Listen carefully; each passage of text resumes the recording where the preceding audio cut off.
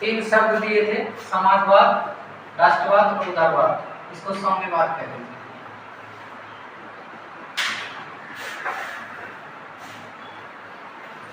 तो समाजवाद क्या है?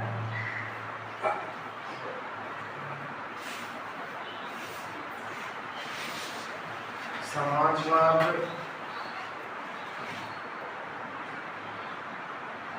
सोचिए और जवाब दीजिए।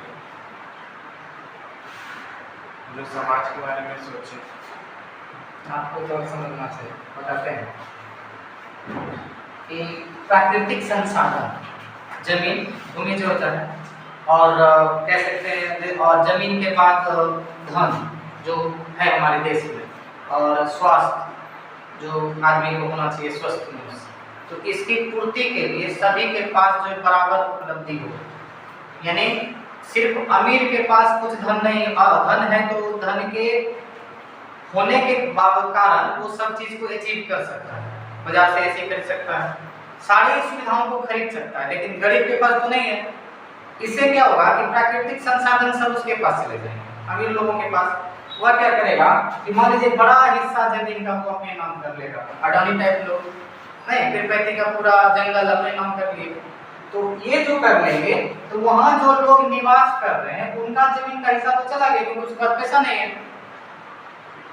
तो इसी चीज का विरोध करता है समाजवाद। यानी कोई और अमीर गरीब नहीं हो, समाज में सभी लोग समान हो, प्राकृतिक संसाधन जैसे कि हो गया जमीन, हो गया धन, हो गया और स्वास्थ्य हो गया, इस स्तर पर जो है कि बराबर का हक हो, और धन और संपत्ति पे अधिकार जनता को हो, जनता का हो या फिर सरकार का हो, और उसको बराबर बांट सके।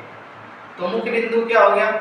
मुख्य बिंदु हो गया कि समाजवाद में भूमि, स्वास्थ्य और धन इसको बराबर बांटना है, चाहे उसके पास अर्निंग का सुविधा है अथवा नहीं है, कोई अमीर गरीब नहीं। 3 पॉइंट, यानी कि अमीर गरीब की खाई को बांटना है। कैसे कर सकते हैं? तो कर लगा के, टैक्स लगा के, जैसे हम लग्जरियस गाड़ी खरीदते हैं, कितना परसेंट? 40%, उससे कम वाले खरीदेंगे तो 28%। तो उस आधार पर छोटे चीजों पर कम टैक्स, जैसे कि नेसेसरी वाली चीजें, दूध, दही, और फिर कह सकते हैं खाने पीने वाली चीज, उसमें 12% रखिए, 5% रखिए, सभी खरीद सके। तो यही होता है लोकतंत्र में समाजवाद। अगर बात किया जाए तो नेसेसरी चीज जो है उस पर टैक्स कम लिया जाए, जो लग्जरियस है, जो कि अमीर खरीदेगा उस पर टैक्स ज्यादा लिया जाए। और अर्निंग पर मान लीजिए कोई व्यक्ति 20 लाख से ऊपर कमा रहा है तो उसके टैक्स को बढ़ा देंगे, ठीक है, उसके स्लैब को बढ़ा करके 18% कर देंगे कि आप 18% टैक्स भरिएगा। अगर मान लीजिए कि उससे नीचे आ रहे हैं तो उसको कम 12% कर देंगे, और फिर उससे नीचे कमा रहा है कोई मान लीजिए 12 लाख रुपया ही कमा रहा है तो उसको 0 कर देंगे। साल भर में जो 12 लाख कमा रहा है 0 है ना, तो 0 टैक्स, उसको कोई टैक्स नहीं देना। तो यही समाजवाद होता है जिसमें कि सभी को बराबर सुविधा मिल सके, सब बराबर जी सके। राष्ट्रवाद ये थोड़ा सा क्या है कि ये राष्ट्र की पहचान से रिलेटेड है। किससे?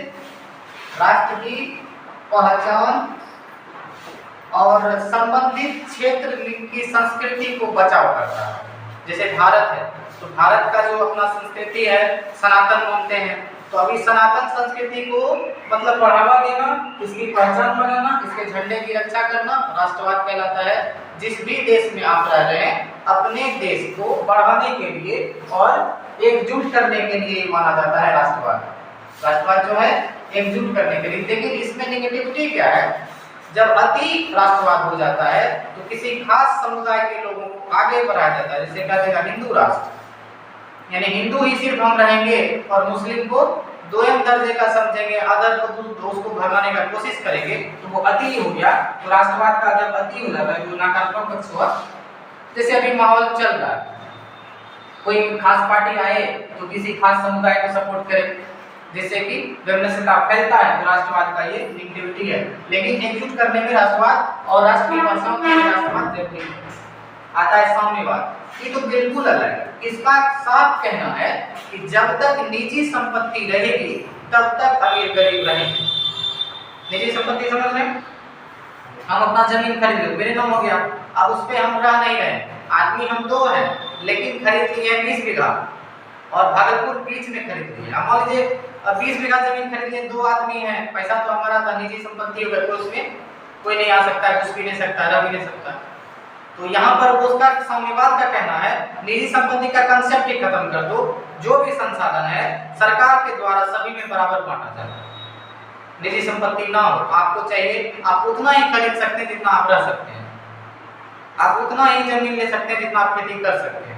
ये नहीं खरीद रहे हैं कि अपने पुत्र के लिए, उसके पुत्र के लिए। तो साम्यवाद यही है। साम्यवाद मीन्स क्या होता है? निजी संपत्ति का खत्म, और ये तभी हो सकता है जब तक कि संघर्ष ना किया जाए। साम्यवाद में संघर्ष है ना, निजी संपत्ति छीन करके किसी और को दे देना। तो ये 3 अलग अलग चीज है। तो इसमें सबसे बेहतर कौन सा लगा समाज के लिए? राष्ट्रवाद। कैसे? राष्ट्रवाद में राष्ट्र की पहचान, संबंधित क्षेत्र का विकास, ठीक है, और एकजुटता, ये 3 पॉइंट है। चौथा पॉइंट नकारात्मक में है कि अति हो जाता है, किसी एक समुदाय को ऊपर लेके जाता है। समाजवाद में क्या बताते थे कि इसमें क्या करना है? कर लगा करके निजी संपत्ति में भी हिस्सा लिया जा सकता है अगर टैक्स लगा दिया जाए लग्जरियस चीज पे ज्यादा, और सभी प्राकृतिक संसाधन पे सभी का हक हो जाएगा। धन जो है सरकार के नाम रहेगा या जनता के नाम रहेगा, ताकि बराबर बट सके। तो यहाँ समाजवाद का पलड़ा थोड़ा भारी है, ठीक। अब कहते हैं रूस की क्रांति पढ़ा रहे थे, समाजवाद से रिलेटेड था। 3 चीज हम बताए। तो समाजवाद का जनक माना जाता है, यानी इस शब्द का जनक है रॉबर्ट ओवेन, वेल्स का रहने वाला था। इन्होंने आदर्श समाजवाद कह सकते हैं की स्थापना करी थी।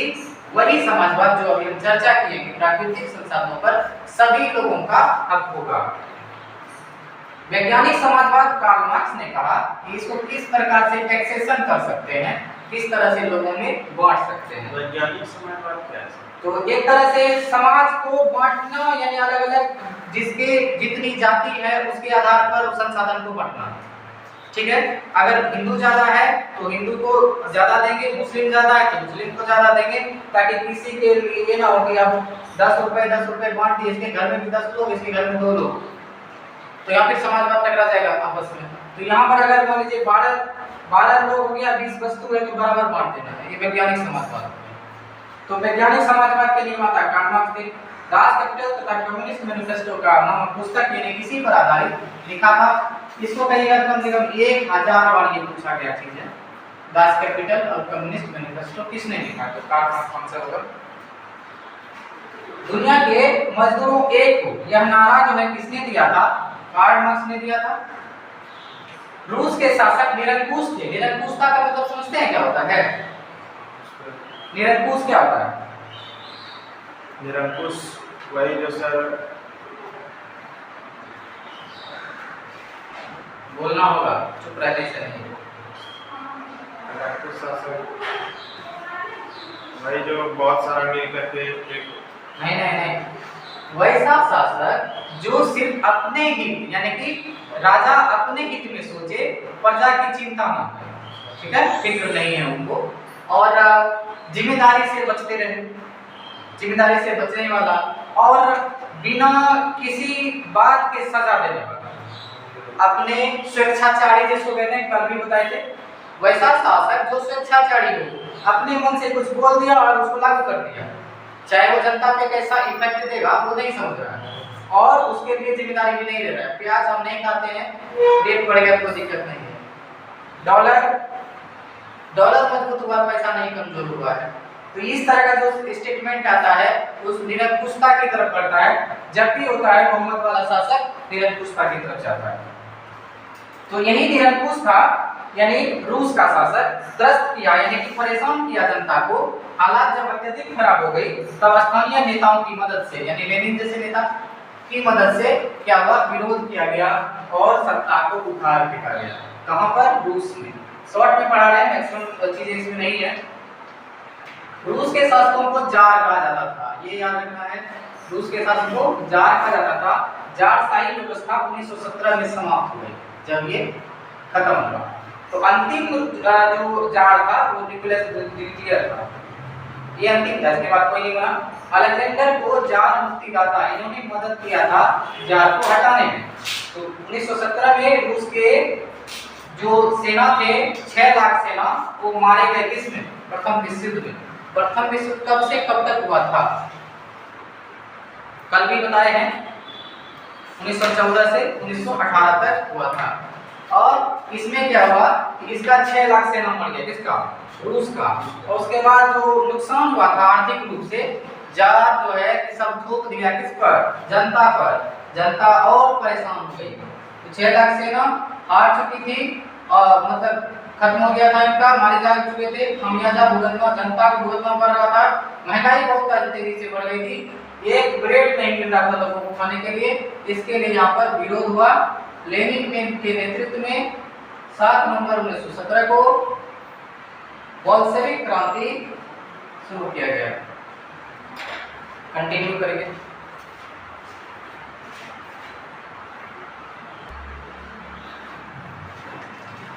रूस में सबसे अधिक स्लाव लोगों की जनसंख्या थी और बोल्शेविक का अर्थ होता है बहुसंख्यक, मेंशेविक का अर्थ होता है अल्पसंख्यक। यानी कि बहुसंख्यक मींस अधिक और अल्पसंख्यक मींस कम। 1917 में लेनिन ने क्रांति की योजना जो प्रकाशित किया था उसको अप्रिल थीसिस के नाम से जाना जाता है।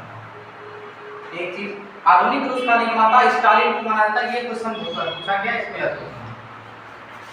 लेनिन की मृत्यु 1924 में हो गई, इसको भी पूछा जाता है।